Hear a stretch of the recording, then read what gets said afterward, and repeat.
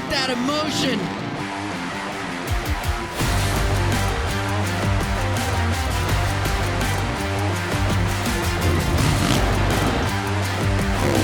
Around the outside. It's time to bring the action. Well, we thought this episode of SMX Insider with myself, Jason Wygant, and Daniel Blair would break down the surprises of Anaheim 1, and we will get there. But first, we have an even bigger surprise as we head into the next round of the SuperMotocross World Championship and Monster Energy AMA Supercross. Unprecedented weather events in Oakland have led to the postponement of this weekend's upcoming race. So let's send it to Daniel Blair with Fell Motorsports' Dave Prater for an update on that event. Thank you, Jason. And joining us now, Dave Prater. No one I'd rather talk to in a situation like this, Dave. And news broke today about the Oakland Supercross. So that'd be great for you to come on and just take us through the process and how we got to this point today.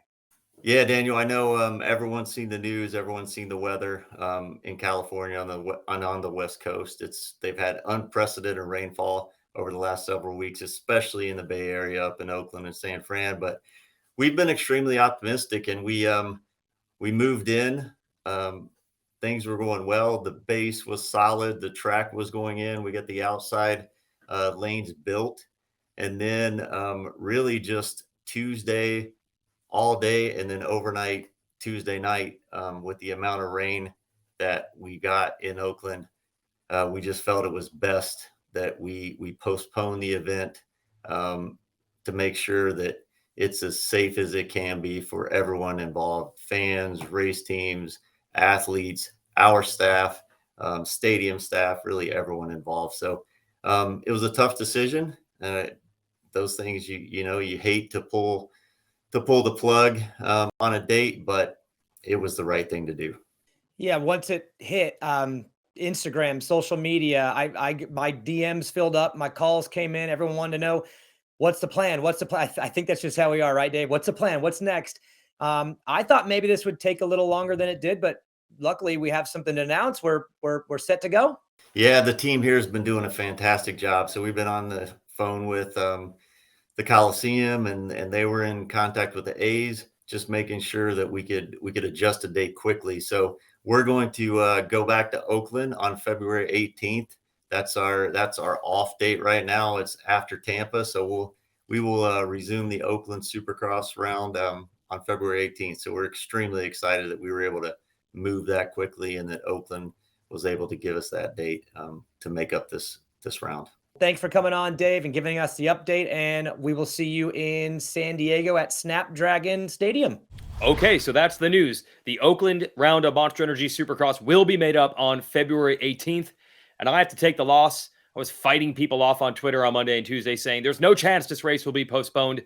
We have mud races in Supercross. This is a whole nother level. So for safety's sake, we're pushing it to February 18th. Now, let's get to the Anaheim 1 analysis we promised. After losing the Monster Energy Supercross Championship last year after winning it in 2021, Red Bull KTM needs a bounce back, and it looked pretty good at Anaheim 1. So let's have our big interview with their team manager, Ian Harrison. So we have Ian Harrison, team manager, Red Bull KTM. Good to see you. Thanks for the time. I know you didn't win Anaheim 1, but with Cooper Webb getting on the podium and passing a lot of guys to get there, got to be a sense of relief. He listed this unbelievable amount of parts that have changed from last year to this year. So just talk about, from your perspective, that work you did, and did it pay off at Anaheim? Yeah, a lot of those parts he listed, we actually went through the majority of them through the end of last season, Supercross season. So it wasn't all new, but we basically, through our testing in the off season and taking what we learned from Supercross, we were like, we got to just start with a blank page. So we were lucky enough to get some data acquisition stuff from one of the MotoGP bikes. We put that all on a bike in the off season. We got a good test ride, and we just ran through every single setting we had. And I remember we were out there for a couple of days, and it gets a little boring when you're going through all these things. And all of a sudden I turn around and I go, what is that one? And that's when we hit it. And then we found our base, and then we used that for moving forward. And that was right about the middle of November. Ian, I picked up on the press conference. You mentioned how you have 5 riders this year and all 5 riders are in a different setting. What were those test days like in the off season when you are going in different directions with different guys? I mean, did they learn from each other? Did they not? I mean, it seemed like a pretty complicated process. It was, and even this weekend, they all stayed on their own separate setting, which is surprising to me. Generally, you always have 1 or 2 of them pretty close, or kind of parallel to each other, except for maybe the springs or something like that are for their different weights. But we kind of just let it go, and from that data test and having good people help us with it, we really figured out that the bike in general has a pretty broad setting base, but if you go extreme one way or the other way, you can definitely fall off the edge. And I think that's what happened in Supercross. We in 2022 we would go from one side to the extreme to the other side, and yes, the bike wasn't perfect, but neither was Cooper. So it was a combination of both of them that I think contributed to the lack of results. Well, again, as you're coming into the season, doing all that testing, part of the testing is that 250 program as well. For Maximus Volan, it's his 3rd year racing Supercross, but he's actually only done a couple races. Were you surprised how veteran-like he looked that day? I mean, between qualifying and his heat and his main event, no big mistakes. I mean, he looked like a seasoned vet. Yeah, I was impressed. This was his first off season also in Florida that he spent out there, and we had a lot of support from Austria, especially on the engine side. In this off season, we really focused on that, and we made some big steps forward. And it seems like it translated for all the guys riding that bike at the moment. So you're right. I was really, really happy. I think he just needs to put more of those good laps together. They seem to drop off a little bit. But once he gets that, we should be able to see him try and fight for a podium position. I know the result probably wasn't what Aaron Plessinger wanted, but he rode, I saw, especially in practice, which is not his specialty, a little more aggressive, a little more sprinting, trying to get out front. What do you make of his whole day and his night, despite the result? Jason, I'm with you 100%. He looked good right from the first time he went on the track, and he's been like this pretty much since December, the first week in December. He's had a lot of good days out at the test track, and he's stayed with his bike setting, and I was really happy because getting out first, getting good starts, just being out there and pushing, and even in the main event he was pretty good. I think when him and Jason started to when they got into their battle, he didn't seem like that was his cup of tea, so it didn't really go for him, and then he tipped over. But to finish 7th, I was really happy with him, and how the whole day we barely made any changes, and he's definitely a huge step ahead of last year, and those things we learned from that data acquisition apply to all these guys. We ran it to all of them, even though they're on different settings. So overall, then, like I said, you didn't win Anaheim 1, but were you happy? Was the team happy with what you saw on Saturday? Yeah, because I was holding my breath, man. I was like, you never know till you hear and you're in the thick of it and how it's going to go. And then, I was happy. It was nice to see Coop, how well he did. And Aaron, Marvin had an off day, but, our group, as you all know, with the other brands, there were a couple of other guys up there too, and they did well too. So I feel like we're pretty solid. All right. Thanks, Ian Harrison, for joining us. We'll see you at Oakland. Thank you. Bye. All 31 SuperMotocross World Championship events can be streamed domestically. That's here in the U.S. on Peacock. So to subscribe, go to peacocktv.com/sports/SuperMotocross. And for the fans of SuperMotocross, they'll have a chance to watch it all year long on Peacock, NBC, and USA Network. And for the international fans, you can join in the fun by getting the SuperMotocross Video Pass.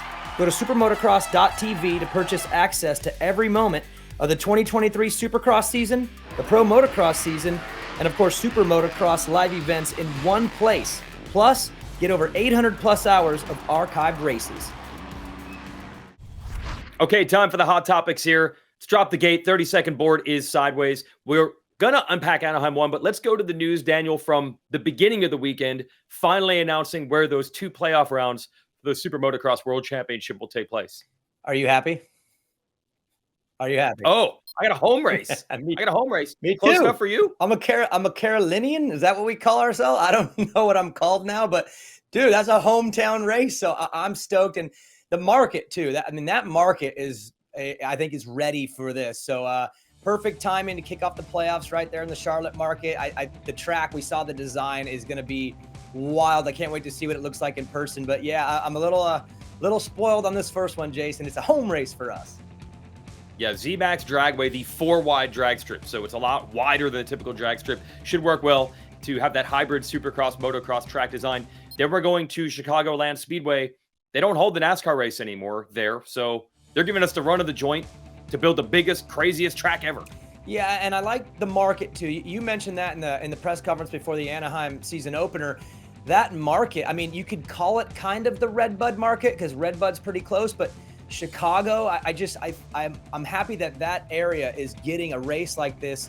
And like you said, we're getting that East Coast and then Charlotte. We're getting the Midwest with Chicago and then head out west to close down at the LA Coliseum. But I like being back in Chicago. I think that race is going to be really popular in a market that's thirsty for it. Yeah, people are definitely thirsty to see how this exactly is going to turn out. And that includes one of the MXGP riders, won a race last year and decided to come over and experience Anaheim 1 for the first time. Calvin Vlanderen stopped by Race Day Live. It's my first time actually watching Supercross, so I'm just loving it. It's so sick to be here and experience it all. I feel like a little kid, going to his first little Grand Prix. Okay, and so our next topic, this is some breaking news, but certainly not the kind we wanted to report. The worst fears have been confirmed for Austin Forkner. It is a torn ACL and other damage in his knee after the vicious crash off the start of the Anaheim main event when he tangled with RJ Hampshire and Cameron McAdoo. And Forkner was the fastest rider in 250 qualifying in Anaheim. It looked like vintage Austin Forkner. He was going to be back to challenge for this title. And instead, it's the 3rd straight season where he's gone out of Supercross early with injury. He will not be back for the Stadium Tour this year. We don't know about the timeline to return for motocross. Right now, Forkner is just trying to put himself back together, both physically and, as you can see here in his social media post, mentally. This one hurts in a variety of ways. So tough to deal with this right now. I had such a good offseason coming in this year, super low-key, super chill. Honestly, at this point, I feel like just embarrassed. I'm obviously extremely disappointed in myself, but I'm just like disgusted with myself. Like it's, unless you've been in this situation or something similar, it's hard to really explain, but it's just like I don't even want to look people in the face. It's tough because now this is my 3rd year where I've been out of the championship after 2 races.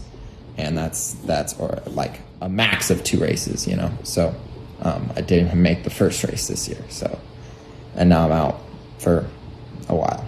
So I'm just bummed, and it's this championship, this Jet Lawrence, Austin Forkner thing we've been wanting for so long now, and I really think he was ready to be in it and give Jet a really, really hard time, and for it to be 3 seconds into the championship and this to happen, I just gutted. That's the only word I could think of. I'm just gutted. Pierce Brown, a little bit better news there. He also doesn't score points. He had a crash in his heat race, but he just said he's banged up, so hopefully he's going to be back soon. Yeah, it's a tough one for him too. The offseason I know went really well for him. They had high expectations, but they were quiet expectations. He wasn't making a lot of noise in the offseason. People weren't talking about him, but he felt that he was going to have a breakout ride, and I think he's going to be okay. I think we'll see him probably sooner than later. But it's just you don't want to do it that way. It makes me think of Jalek Swoll last year, coming right out in that first heat race and going down and, just kind of ruining his entire year. So hopefully for Pierce, he gets right back on track. He's physically okay, because I do think he's primed for a really big 2023. All right, from a couple of lows, let's switch to the highs. Who was hot at Anaheim? Obviously, Tomac and Webb and Sexton were on the podium. Jet Lawrence won. That's obvious. Let's pick a few riders that might not have been so clear, but we could see it with our trained SMX Insider eyes. Aaron Plessinger, not even in the top 5. But what I saw was aggression and speed. We talked about with Ian Harrison earlier on the show. I think that was a better Plessinger than we saw last year, even when he got a podium at round 2. If you somehow didn't watch the race and you just look at the results, you're like, AP, whatever. But you're right, Jason. We watched him all day. And it wasn't just that main event where he was really aggressive. It was in his heat race. It was in qualifying. I mean, he made his way to the front like every qualifier. And you and I talked about it. He was aggressive. And for Aaron Plessinger, we see a cautious Plessinger when he doesn't feel it, and we see an aggressive Plessinger when he is. So again, the results don't match what we saw. He's going to be pretty good this year. Let's go to the flip side. Daniel, you've got someone who maybe the riding didn't look so amazing, but actually the result was. If you, as a rookie, could come out and have the quietest, nobody even knows what you're doing out there day and land not only in the top 10, which I think would have been great in itself, but a 6th place finish for Colt Nichols. I mean, you couldn't have been better as a rookie. And Jason, I think, again, with our own eyes, we saw him get the whole shot and get shuffled back. Oh, dude, I was scared. I was like, welcome to the 450 class. It comes at you quick. Yeah, he probably within a half a lap was like, am I in the top 10 still? I don't even know what just happened. But guess what? He rode quiet. He did his job. He stayed out of trouble. Checkered flag flew, and he's 6th. And that's what he should be doing, I think, for the first month or two of this championship. Just be quiet, do your job, ride 20 minutes plus a lap, and see where you end up and build a foundation. And he did just that. If you're Honda, you're so happy with what he did that it could not have been better for a rookie debut for Colt Nichols. Yeah, and you and I want to give a shout out to Maximus Voland, only 5th in the main. That's not what factory riders aim for, but we cannot forget how disastrous his first 2 Supercross seasons were. So this is better. It's amazing. Like Nichols, kind of quiet. You didn't see a lot of flash. You didn't go, oh my God. You didn't see any of that. But what you saw was someone really mature on a day that was taking everybody out. He just did his thing and got a 5th. And that's so mature and so solid for a guy who, again, is in a contract year. I mean, that'll be a theme this year. We'll be getting into that every week. But he's in a contract year, and he needs to prove that he is worth the investment. And to come out and get 5th like that with all that chaos around, perfect night for Maximus Voland. All right. It was not perfect. Our podium finishers, Tomac, Sexton, Webb, not a surprise. But there's one other rider everyone expects to be there every week, and that's Jason Anderson. It absolutely did not happen in Anaheim 1. Speed was good, but he was down on the ground so many times and threw one in the main just for good measure. Yeah, just because why not? Let's give one more to the ground.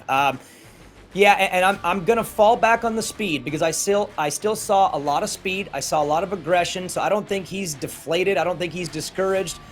But this is a championship, and in a championship, you got to stack points, and he didn't stack as many points as his biggest rivals. I would say the 3 people he should fear the most in the championship went 1, 2, 3, and he was 7th. So on paper, terrible for Anderson, but I still think he's going to be okay. But you just don't want to start like that. It was just messy. I think the effort was too much in the wrong direction. I think he should have been trying to be solid instead of trying to be as fast, but he's really smart. I think he'll learn very quickly, and he's still good for this championship, but you just don't want to give up that many points in the first one because now he's got to dig out of it a little bit. Yeah, the problems for Anderson always come down to trying too hard, being too aggressive, trying to do too much. It's never lack of effort. It's kind of the same thing with Justin Barcia. Now, look, I know the headline, Barcia is the master of round 1. He had won it 3 years in a row up until recently, and it looked like he was going to pull it off again until a crash. But I'm more alarmed with something else. If you watch practice and his heat race, he was way off speed-wise. He, of course, wants to be in that elite group, not just to crash. I don't know if he can leave there and say, like, if I hadn't crashed, I could have won it. It didn't look good to me at any point. Well, you got to remember, his crash was pretty early in that main event, too. The track really hadn't gotten to its worst.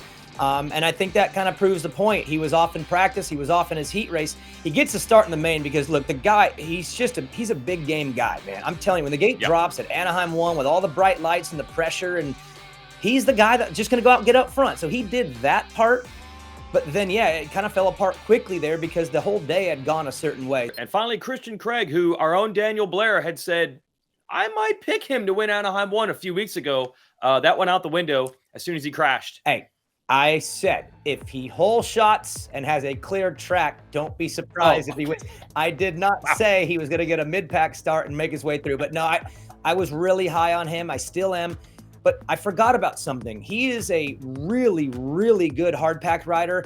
And I would say above average soft track rider. And in that field, above average doesn't cut it. So I think when the track conditions are like this, it's going to be a little bit harder for him, and he won't be able to make that splashy debut for the team probably just yet, maybe even the month of January, depending on how this weather pattern goes for California. But a little bit of a letdown there, but I don't think it would be fair to, after one round, just throw in the towel and be like, no, he's not going to be good, because I do think he's going to be great, just not the right circumstances for his debut.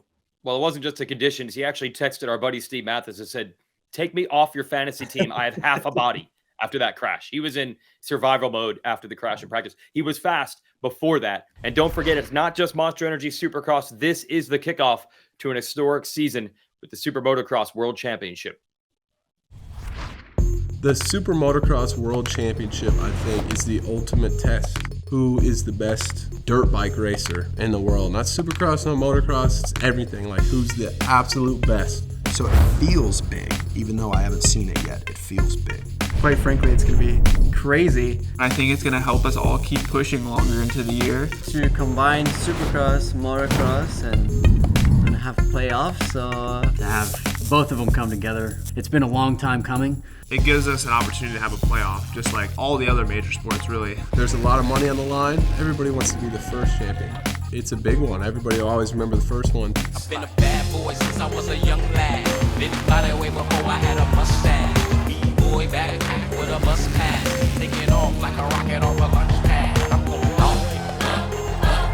We going up. Two different disciplines. Obviously, we're on the same dirt bike, but our setups are totally different suspension-wise. Supercross being indoor, more jumpy, more technical. You're banging bars, you're close to your rival, your competitors. A lot more bike skill, like knowing how to maneuver the bike down the backside with some of the jumps and making sure that your timing is really good and hitting your marks every single lap. There's a point where if you start hanging it out too much, you're gonna get checked. And that checked is gonna be you getting, hitting the ground. You can have a little bit more of a ragged, on the edge style for motocross and typically get away with things a little easier. Hammer down, get sketchy, and just enjoy it. Like, it's a sufferfest more outdoors. For the SuperMotocross Championship, it's definitely going to be a test to see who could put it all together. As long as you're into those top 20, it's kind of like it resets there for those final three, the playoff rounds and the championship. I've been a bad boy since I was a young lad. Been by that way before I had a mustache. Boy backpack with a bus pass. Taking off like a rocket off a lunch pad. Definitely is going to show who's who, and who the real dog is. The purse money, everything else to come with it, the TV package, everything is more of a elite sport than it has been. To have both of them come together like they are now, it's going to be very, very interesting to see how it goes, and I can't wait to be a part of it. I'm going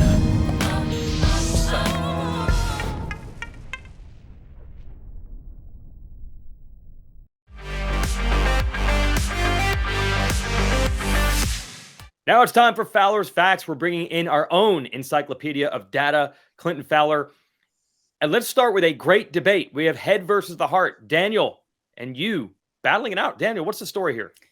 Man, this Clinton, Clinton comes on Race Day Live and says, with his stats and facts, Malcolm Stewart is a crowd favorite, but doesn't believe he's going to be able to get the win this year. There was things that needed to improve, and he said he didn't feel like it was going to happen. And then Clinton, halfway through that main event, I know you were scared, and I was thinking of you mid-main event because I thought I thought the heart was going to win that one, but it didn't. I was nervous, Daniel. I was really nervous. Obviously, he had an incredible race on Saturday night. Malcolm was really on it. But I said if he was going to get the win, he's got two things he's got to solve for. He's got to solve for the starts, and he's got to set the fastest lap. He did 50% of that. He didn't get the other 50%. He got an incredible start. He was fourth out of the gate. Last year, he averaged eighth. So significant improvement there. But he didn't get the fastest lap. And ultimately, it ended up playing in my favor. But, man, you're right. I was super, super nervous there about midway through that main event, Daniel. Well, in the words of the very wise Happy Gilmore, somebody's closer, Clinton. He's closer, and you know it because I know you were scared. Hey, I do want to turn this over to that main event. Look, we love battles, right? We love to see the back and forth, the action up front, the lead changes, but typically, statistically, we don't see that many in a main event. But Clinton, there's a trend that is forming right now in the sport, and it was on display at Anaheim 1. Yeah, what an incredible night of racing. And when you look at the numbers, something that really stuck out for me is we had 4 different race leaders, 4 different lead changes, which is pretty incredible when you think about it, because in the last 10 years, we've only had 5 races with that being the case. One of them, which I'm sure you can remember back to, is 2017 East Rutherford. And then the other that was controversial. There were teammates moving over for each other, so that barely counts in my mind. Yep. Yeah. Like not really racing, if you wanted to put it right. But then 2022, we had 3 races: Denver, Arlington, and Detroit.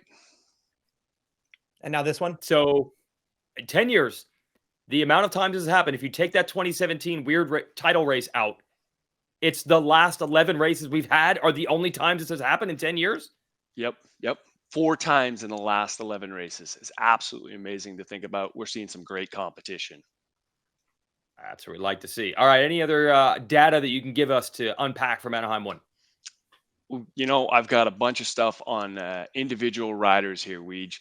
Let's dive in and talk about Eli Tomac and the fact that if he wins the same amount of races as he did in 2022, in 2023, he will be ranked second all time with 51 wins, ahead of James Stewart, which is just wow. Yeah, it's just amazing to ponder. He's also now the 8th rider over the age of 30 to get a win, right? So pretty amazing to watch. Obviously, he's got Ricky, who's up next, but did you ever think you would be saying that Eli Tomac would have more wins than Ricky Carmichael and James Stewart in Supercross? Unbelievable. And that sure looks like it's within reach. What else did you see? The next one that I thought was pretty interesting is Dylan Ferrandis. Obviously, the real deal. He had the 3rd fastest lap time of the night, an incredible main event. But for him to win, he's got to get his starts figured out. He still struggled on the starts. He was 9th on the first lap. Last year, he was 14th on the whole shot and 10th on the first lap. So he's still got some work to do.